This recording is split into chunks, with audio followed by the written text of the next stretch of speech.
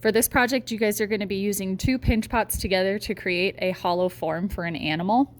When you attach 2 pinch pots together, so if you look at this piece, it's going to create a hollow body. We can't have a solid chunk of clay for the body because it is going to explode in the kiln.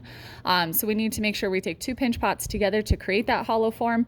And then for hers on the bottom, she cut out the bottom so she could thin it out a little bit, and that'll be an option as well. So this one, the body is created with a hollow form, 2 pinch pots together. Same thing with this one here. Imagine this is an oval on the inside for the body. It's a hollow form. This is open on the inside. This is not an animal, but we can see that it's 2 pinch pots put together. The bottom is hollowed out here or cut open. When you guys are designing your animals, you can use a traditional animal. You're going to be using a a reference photo, and you can do a hybrid animal, but you still need to use reference photos. So we want these to be realistic. So what you're gonna do is have 2 spheres that are relatively the same size. Start with those. I already made 1 pinch pot, so you don't have to watch me make 2. And then with these pinch pots, they're the same way we made the other ones, but we don't have to perfect them. So it's a pretty quick, smaller pinch pot than we made before because we're adding 2 together. And you still want your walls. For this one, we can go thinner than our finger because we're not gonna roll it out. These don't need to be perfect because we're going to be attaching these together for a form. They're not going to be standalones. So what I do is I make sure that my lips add up, that the rims are this similar size. Now right now you can see that there's gaps in between. So what I do is I tap it on the table, and I do the same to both of them. Okay, so that way they line up. And then anytime we add clay together, I need to score and slip. And I'm just roughing up the edge, so this time I'm using the knife. You don't have to use a needle tool every single time. And we want to make sure that this seam is well put together, otherwise it will pop when we start shaping it. Don't worry if slip oozes out, that's completely fine.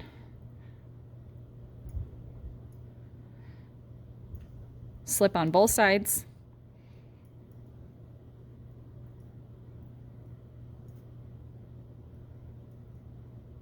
Making sure that you fill those cracks and crevices so we don't have air bubbles.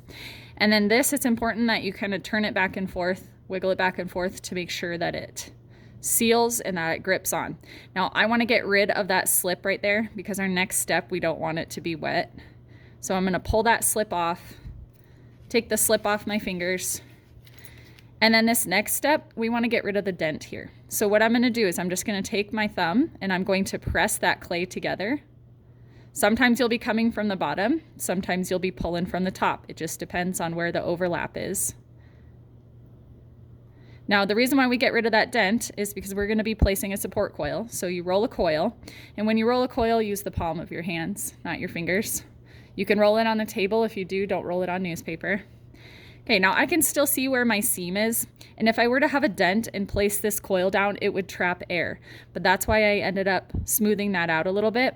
And then what we do is we just place this coil and we press it down right on our seam. So right here I have a little dent, so I just want to fix that before I place my coil over it. And we're going to go all the way around. And then you're going to take the top and press it down and take the bottom and press it down. So what that does is it helps support that seam because we're going to be putting pressure on this to shape it, and we don't want to pop it. We want that air to stay on the inside until it gets leather hard and can support itself. So you see I have a little bit of extra coil, so I can press that down. And now it looks kind of messy. I can take my flat metal scraper and I can scrape that. So what I do is I do this step first, and then I do roll it on the table to even it out a little bit. Okay, so I smooth that out. Then I don't want to move my camera, and I don't want newspaper. So what I'm doing is kind of rolling this on the table. If you constructed it correctly, it's not going to pop, and that's going to start smoothing out some of my areas here.